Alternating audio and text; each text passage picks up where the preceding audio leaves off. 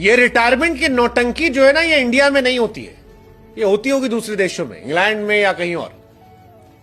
कप्तान रोहित शर्मा ने T20 world cup में लौटने के जवाब में कहा कि भाई साहब, हम पाकिस्तान या इंग्लैंड नहीं है जहां रिटायरमेंट का मजाक बन गया कि शाहिद अफरीदी रिटायरमेंट लेते हैं, आमिर रिटायरमेंट लेते हैं, इमाद वसीम रिटायरमेंट लेते हैं और फिर लौटाते हैं। हम बेन स्टोक या ब्रावो नहीं है।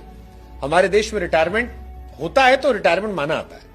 हालांकि इंडिया में भी जवागल श्रीनाथ साहब ने रिटायरमेंट बाद वापसी की थी 2003 वर्ल्ड कप में, बट बीते लंबे समय से कोई खिलाड़ी रिटायर होकर रिटायर्ड नहीं हो रहा है। रोहित ने कहा, रिटायरमेंट का मजाक मत बनाइए, रिटायरमेंट तब लीजिए जब रिटायर्ड हो रहे। मैंने लिया, अब मैं T20 नहीं खेलूंगा। क्या रोहित के फैंस को बुरा लगेगा? ऐसा टॉन्ट कई देशों पर है जिन्होंने रिटायरमेंट का मजाक बना रखा है।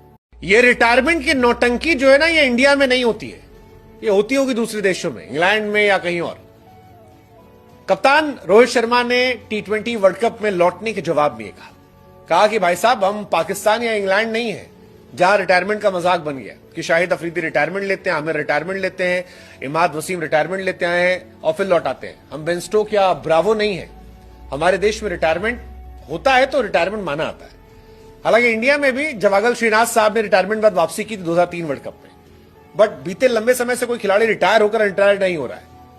रोहित ने कहा, रिटायरमेंट का मजाक मत बनाइए, रिटायरमेंट तब लीजिए जब रिटायर्ड हो रहे। मैंने लिया, अब मैं T20 नहीं खेलूंगा। क्या रोहित के फैंस को बुरा लगेगा?